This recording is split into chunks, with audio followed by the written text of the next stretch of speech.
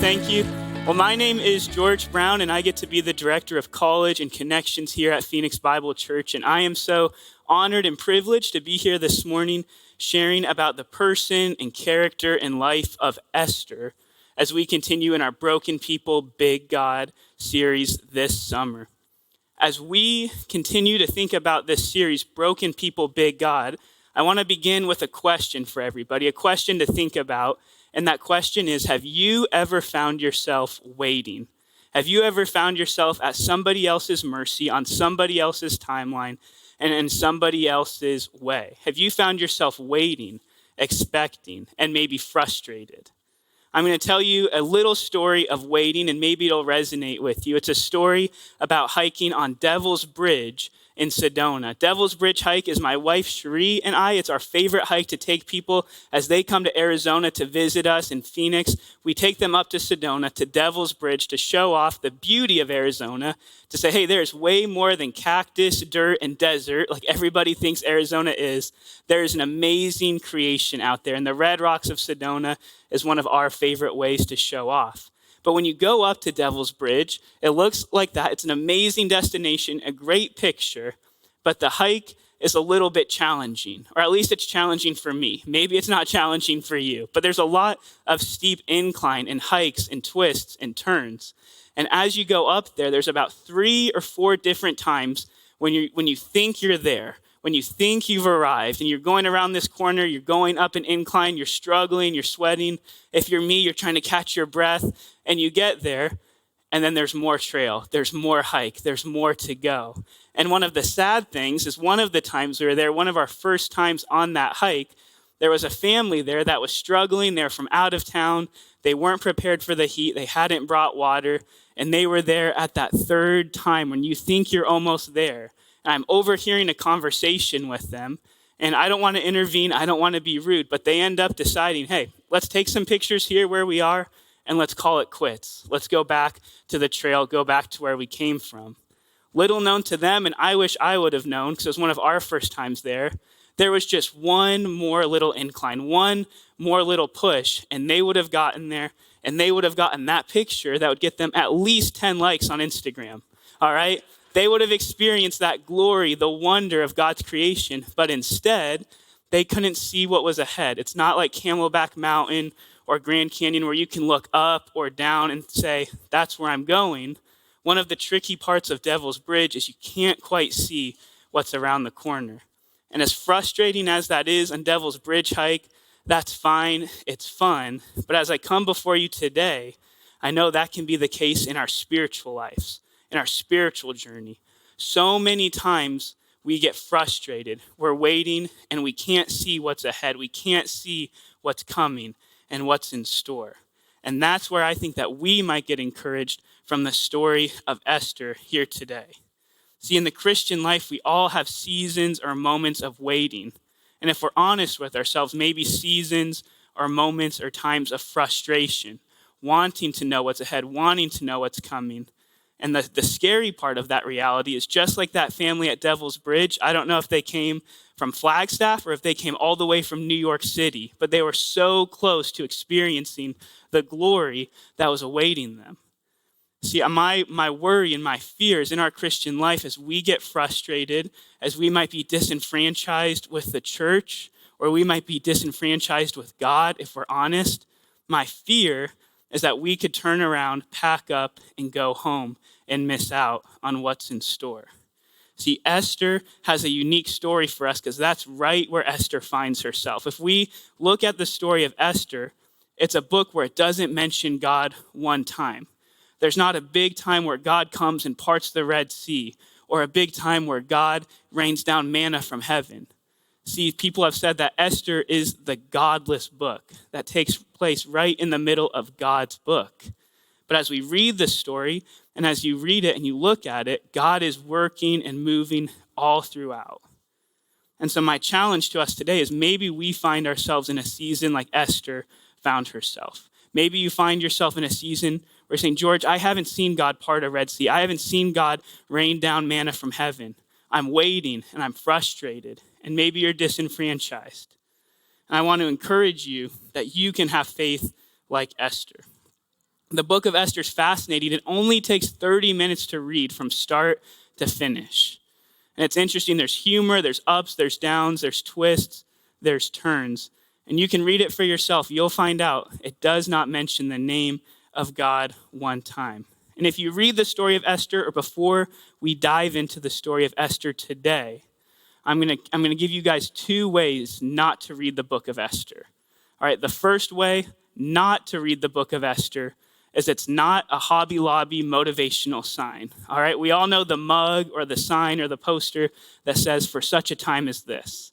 All right, that's encouraging and it's true, but Esther is not cookie cutter, clean cut. It's actually very gritty, it's very dirty, it's very challenging. When we start to read the story of Esther, we find Esther living in a situation where both of her parents have died. She's living in a foreign land, being raised by a cousin, and she's trying to trust in a God that she has neither seen nor felt directly. It's difficult. It's not as cookie cutter and clean cut as a Hobby Lobby sign on clearance. It's also not a prosperity plan. It's easy to look at the story of Esther and look at the way it ends, look at the way she went from being an orphan to a queen, and think, this is my roadmap, this is my story to go from rags to riches. Right? It's not a story of prosperity, but it is a story of hope. As we get ready to look at Esther's story, I want you to know not that it will happen every time. I'm not going to stand up here and tell you, hey, if you put your faith in God, you're going to get what you want. But I am going to tell you that if you put your faith in God, you are going to be surprised at what can happen. So it's not a Hobby Lobby motivational sign. It's not a prosperity plan as well. When we're looking at Esther today, I'm going to zoom in on a specific conversation that Esther has. We're going to be in Esther chapter 4, verses 12 to 17. We're going to zoom in on this pivotal moment in Esther's life. As we go to Esther chapter 4, I want to give us a little bit of context, a little bit of background as what has led up to this point. See, God has been entering in covenant relationships with his people, with his community, with the Israelites. And time again, through different experiences and decisions that may be more than questionable, God's people continue to break their end of the covenant. They continue to break their end of the covenant, of the promise. And God brings judgment in different ways. And a lot of our Old Testament, a lot of this story that we read as prophets coming to God's people and saying, you are guilty of breaking the covenant. And because you're guilty, judgment is coming. But if you repent, judgment can be avoided, right? And so we see in 597, judgment comes in the form of the Babylonian Empire, of big, bad King Nebuchadnezzar, right? And then King Nebuchadnezzar gets replaced and overtaken by King Cyrus in the Persian Empire. And that's where we find ourselves. And we see in this specific story, King Xerxes ruling in this town, in this city, and he's kind of a guy that is quite literally drunken with power. The story starts out, and there's a feast that's lasting 180 days. And this king has probably had 1 or 100 too many drinks. And he's making crazy decisions, flippant decisions, and he ends up asking for his wife to come and show off her beauty. And she declines. And because of that, the king's advisors all get together and say, listen, king, if word gets out, women might start disrespecting their husbands left and right because your wife did that to you. So he says, all right, I'm going to get rid of that wife. He holds a beauty pageant. He finds a new wife, and that is Esther, an orphan who has come from a foreign land and is living in Persia. And she finds herself quite quickly taken from being an orphan into the palace. And on top of that, if that's not drama enough, the king has this right-hand man named Haman. And Haman is also eager for power and taking every chance he can get to have power. And he makes a rule that he wants everybody to bow down to him. Esther's cousin that raised her, he says he's not going to bow down to Haman. Haman's upset about that. And maybe his natural or unnatural response is he says, I not only want to kill that man, but I'm going to kill his entire race. So he says, hey, find that Mordecai guy, find out where is he from, what are his people. He makes a decree to kill, to annihilate, to have genocide because he's upset. Okay, and this is where we find ourselves. Mordecai and Esther are wrestling in the situation where genocide is on the horizon. I want us to zoom in on this pivotal moment because there's something that we can learn here. Esther chooses faith over feelings. When we zoom in on this conversation, when we look at what Esther says, we're going to see Esther choose faith over feelings. I'm hoping that same thing could be true of us, that someday people will say, George chose faith over feelings, or Phoenix Bible Church chose faith over feelings. In a season, in a moment where Esther may not have seen God move and work in a big and mighty way, she chose to have faith instead of what she was feeling. So we're going to look at this conversation in verses 12 to 17. It says, and they told Mordecai what Esther had said. Then Mordecai told them to reply to Esther, do not think to yourself that in the king's palace you will escape any more than all the other Jews. For if you keep silent at this time, relief and deliverance will rise to the Jews from another place. But you and your father's house will perish. And who knows whether you have not come to the kingdom for such a time as this. Then Esther told them to reply to Mordecai, go gather all the Jews to be found in Susa and hold a fast on my behalf, and do not eat or drink for 3 days, night or day. I and my young women will also fast as you do. Then I will go to the king, though it is against the law, and if I perish, I perish. Mordecai then went away and did everything as Esther had ordered. And fast forward, Esther's actions saves the Jewish people. But I want you to look at these specific words that Esther said. If I perish, I perish. That's faith, right? That is strong, bold, and convicted faith. And that's faith that she is choosing with reasonable expectation that God will move and work. That's the kind of faith that Paul writes about in Romans. Faith is a type of faith that's not a blind leap. Faith isn't a decision we make after we get to the end of our logic or reason. Faith is something that you put your full weight in. You go all in on, in something or someone. And that's exactly what Esther does here. And as we look at Esther's decision, as we look at her all-in commitment to God, I'm going to suggest that there's 3 ways that she did this. There's a way that she prepared for it, there's a way that she encounters it, and there's a way that she responds. And I'm hoping these 3 clues can help us out as a church, as people of faith, to have faith instead of feelings. And the first one is to remember the stories of God. Remember the stories of God. If we turn back just a few pages at the way that Esther starts out, chapter 2, verses 5 and 6, I want to read the start of the story for us. I want you to pay attention to Esther's family and where she came from. It says this, now there was in the citadel of Susa a Jew of the tribe of Benjamin named Mordecai, son of Jair and son of Shimei, son of Kish, who had been carried into exile from Jerusalem by Nebuchadnezzar, king of Babylon, among those taken captive with Jehoiachin, king of Judah. Guys, did you catch that? Do you realize how significant that is? It's okay if you didn't. I didn't at first either. But Mordecai's great-grandpa is named Kish, and he's carried into exile from the Babylonians with Jehoiachin.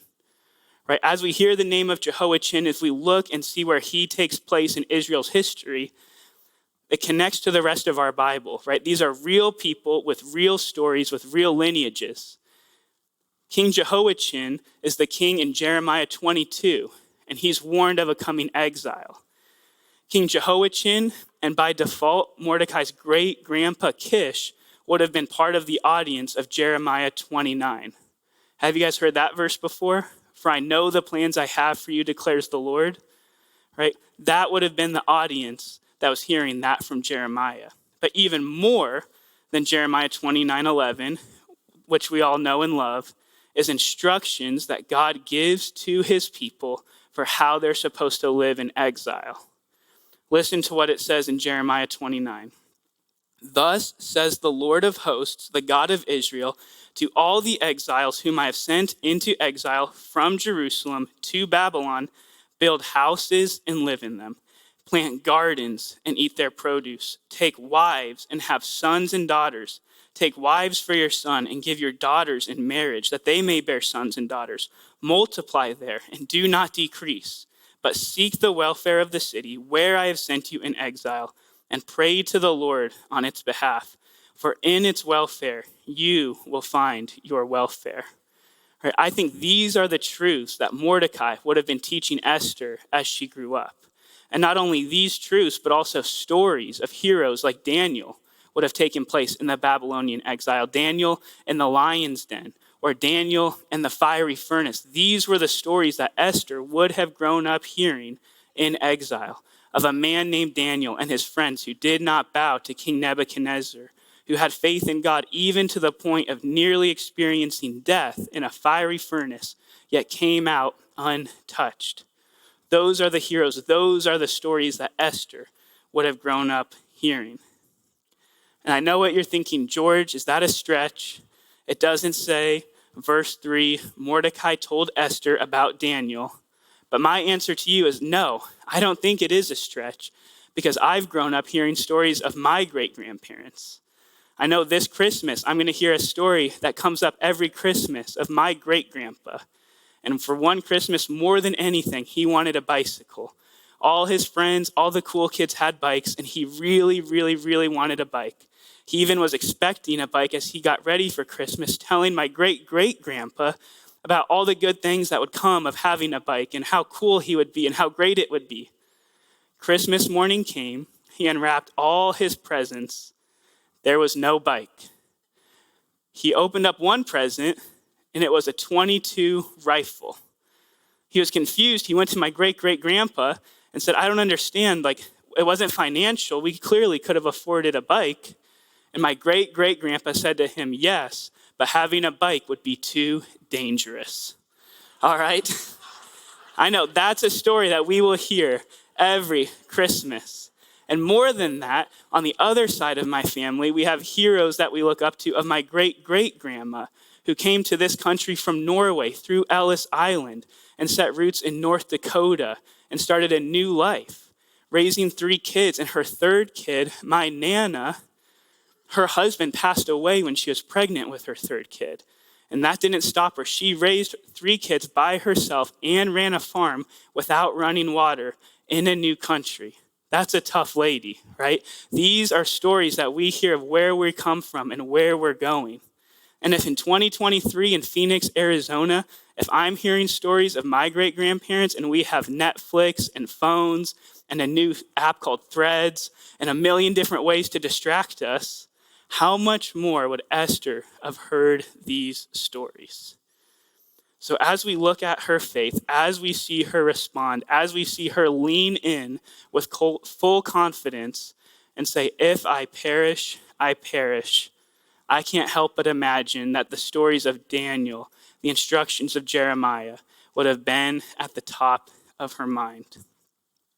All of this to say, if we want to have faith like Esther, if we want to lean into God with such confidence, the first thing we need to do is to remember the stories of God.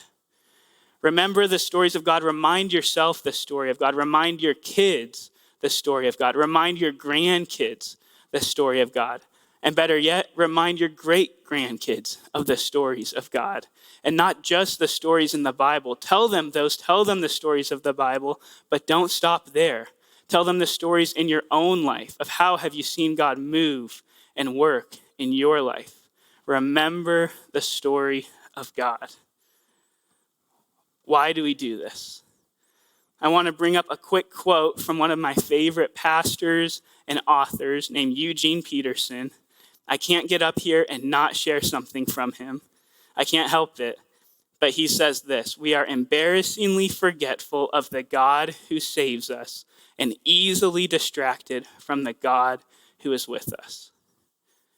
Did you hear that this morning? We are embarrassingly forgetful of the God who saves us and easily distracted from the God who is with us. As we recognize that, as we know that we are so forgetful and so distracted, we need to remember the story of God. And because of Esther's faith in God, she got to participate in the story of God. So that's my second point for us today. If we want to have a faith like Esther, if we want to lean in like Esther did, we need to participate in the story of God. Esther finds herself right in the middle of our story, right in between Abraham and Jesus.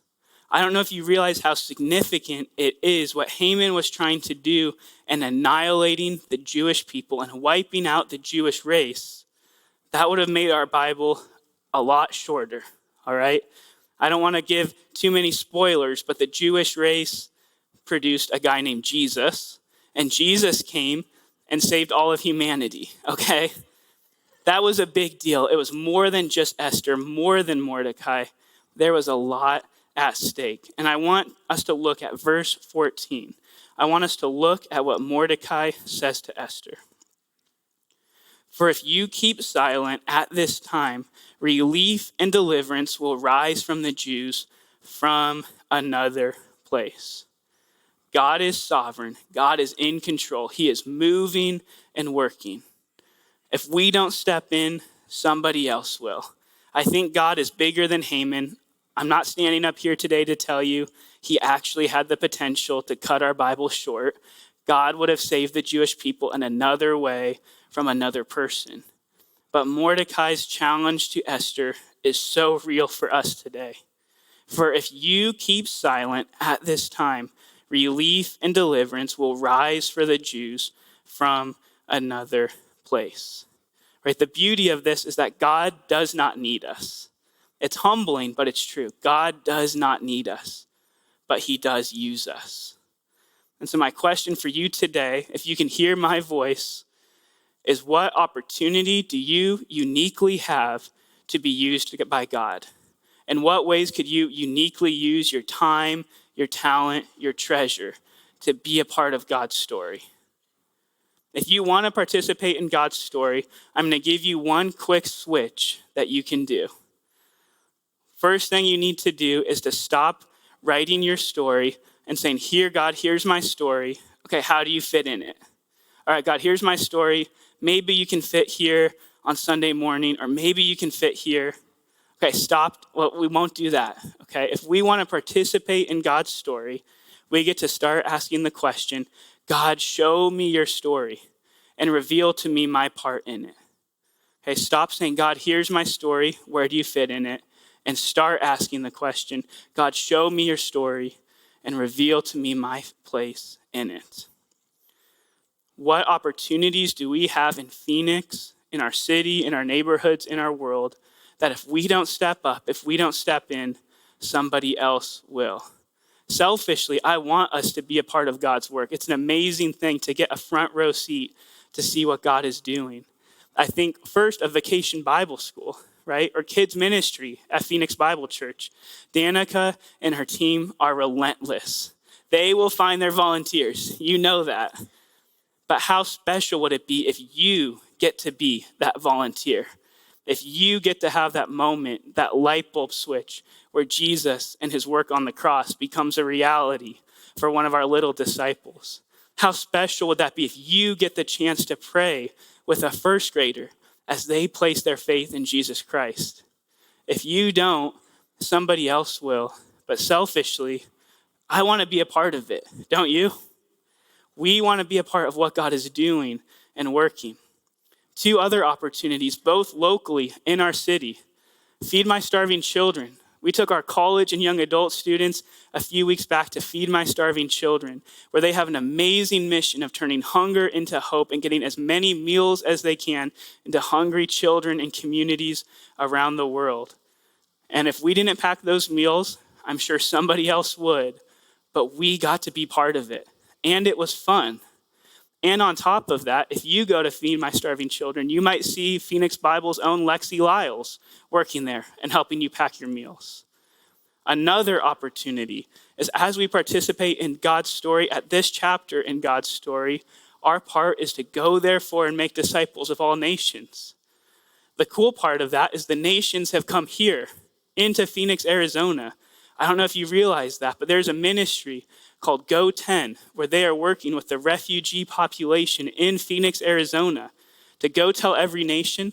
The nations have come here. There are literally unreached people groups in our city. You don't have to take a plane or a bus or a boat to get to them. You could walk. Right? Go 10's headquarters is at 19th Avenue and Camelback. You could be a part of God's story in that way.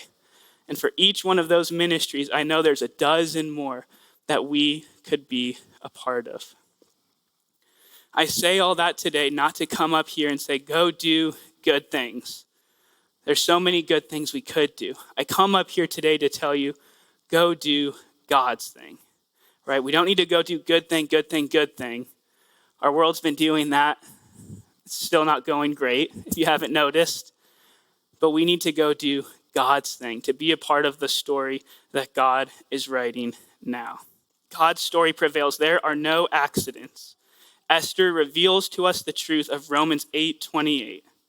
And we know that those who love God, all things work together for good, for those who are called according to his purpose. I want us to look at the way that Esther responds to God and his work. Look at Esther chapter 9, verses 20 to 22. It says this: Mordecai recorded these things and sent letters to all the Jews who were in the provinces of King Xerxes, both near and far, obliging them to keep the 14th day of the month of Adar and also the 15th day of the same, year by year, as the days on which the Jews got relief from their enemies, and as the month that had been turned from sorrow into gladness and from mourning into a holiday, that they should make them days of feasting and gladness, days of sending gifts of food to one another and gifts to the poor.